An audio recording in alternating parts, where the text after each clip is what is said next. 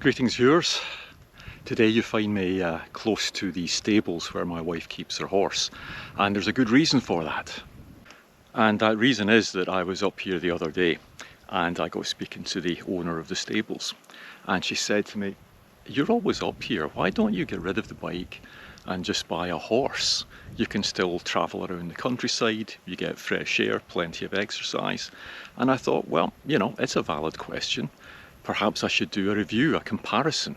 Should you buy an Orbea Gain or should you buy a horse? Which is the best buy?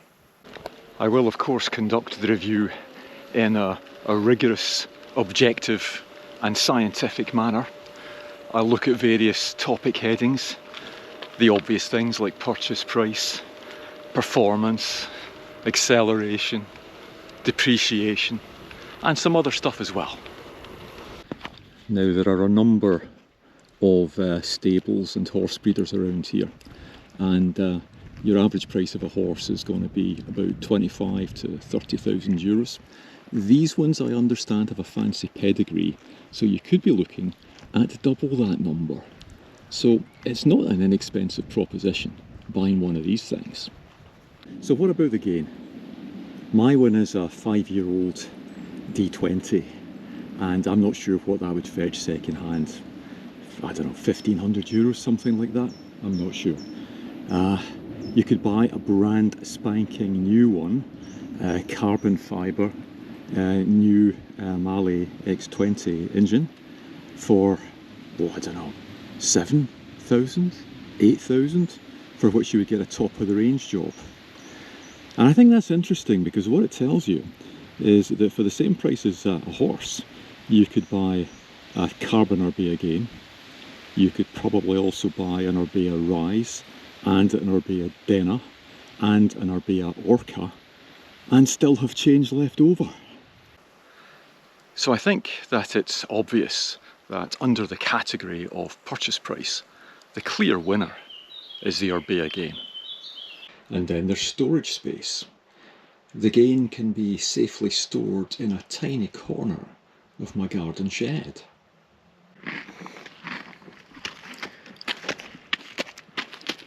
Storage for your horse is quite a different matter.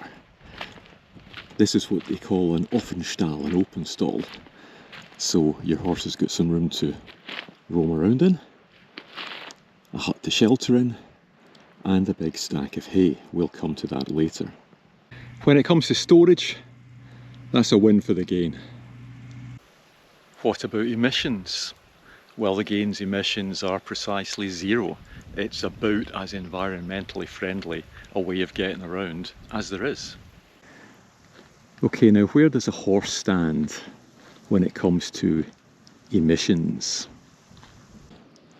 Don't get me started on emissions. These are some of the emissions from the horse. There's also the greenhouse gases they emit as a result of eating all that hay. And when a horse has a pee, it often does it in its hut in the straw, producing an unpleasant smell of ammonia. So, when it comes to emissions, the clear winner is the Gain. The Gain sips tiny amounts of electricity, tiny amounts. A full charge will set you back something like 15 cents, 10 pence in real money. Now when it comes to fuel, your horse will require prodigious amounts of hay, and they get through it remarkably quickly. And that's not all. Horses eat grass, and your horse is going to want to have a nice grassy field for those summer months. So in addition to everything else, you're going to have to either rent or buy a grassy field.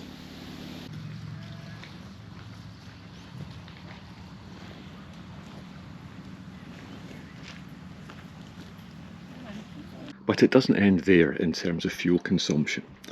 Your horse will also want to have some nutrients during the year, and you get different nutrients at different times of year. Basically they're dried herbs. And a little bag like this, that's going to set you back 45 euros. Ouch! Running costs I haven't mentioned yet. Your horse will require periodic visits from the horse dentist, the blacksmith to attend to its hooves, also the horse physiotherapist, the horse chiropractor, the horse osteopath. Now, as far as I know, there is no visiting horse psychotherapist, but if there was, I wouldn't be astonished. And on top of that, there's the vet costs.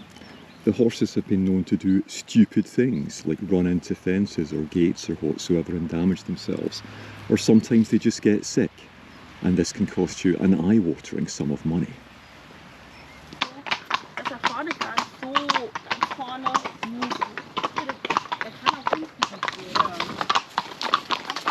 Have I mentioned that if you want to actually go out riding on your horse, you'll need to buy a saddle, and that is going to set you back anything between 250 and 600 euros. So by the time you've paid for your horse's stable, its paddock, its hay and its grassy field, you're probably looking at not much short of 500–600 euros around these parts. The general running costs for the Gain, in contrast, are pleasingly low. I've changed the tyres a couple of times to get a set I'm happy with as a compromise for gravel and road. I've had the brake pads changed a couple of times and I've had it in for a couple of services. Last service was a 2-year service, quite a lot done to it, and that sent me back less than 250 euros. So there's a huge difference in the running costs of a horse and the Gain. So when it comes to general running costs, once again, the Gain is the clear winner.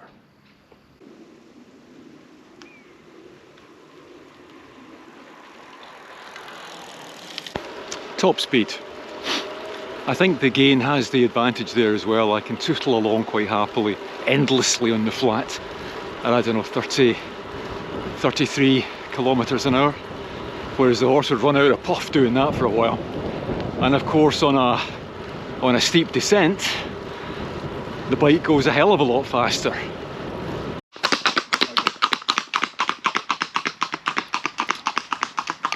Fast, but not as fast as the Gain downhill. Brakes. The Gain has brakes. When you apply these brakes, the bike stops in a predictable, safe and swift manner. Things are a bit different with a horse. When it comes to brakes, well, the horses don't actually have any. When you're out riding one, you've got the reins, and if you pull on the reins and shout "ho", the horse should slow down and stop. But you see, the horse regards this as a kind of option, a kind of request, rather than a command. When it comes to acceleration, I think we'll need to give that to the horse.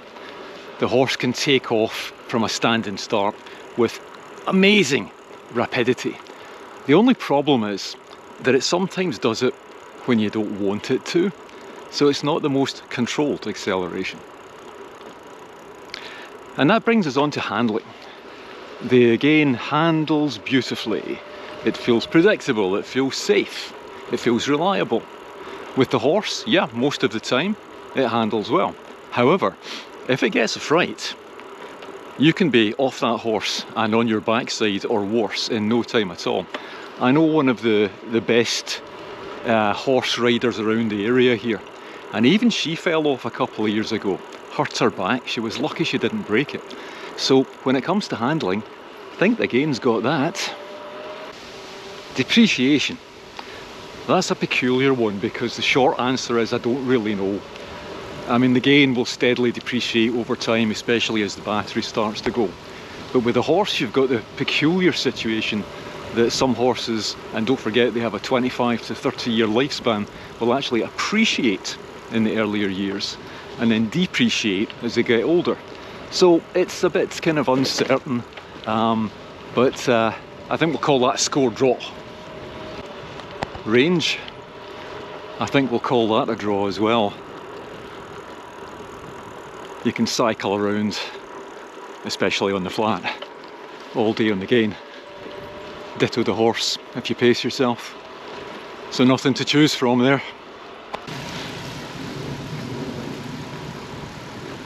Comfort. I think we'll also call that one a draw. A long day in the saddle is a long day in the saddle, whether you're on a horse or on a bike.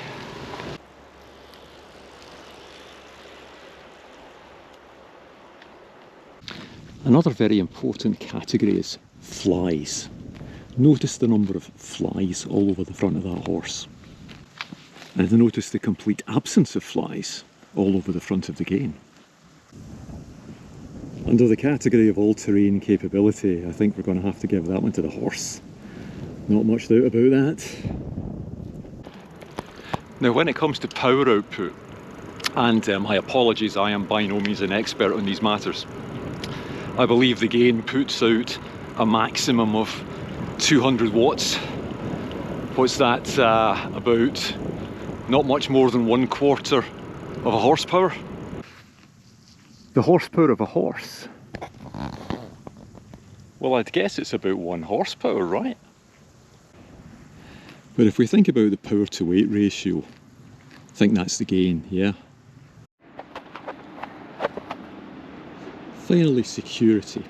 Here's an important but often neglected test, and that is, can you secure your mount outside a curry house while you pop in for a delicious lamb or Rogan Josh? In the case of the Gain, the answer is yes. I've already secured it to the railings there.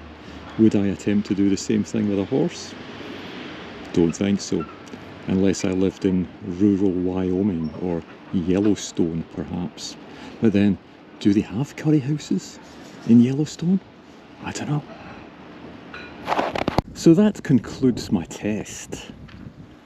I'm sure you'll agree that it's been rigorous, objective, scientific, fair.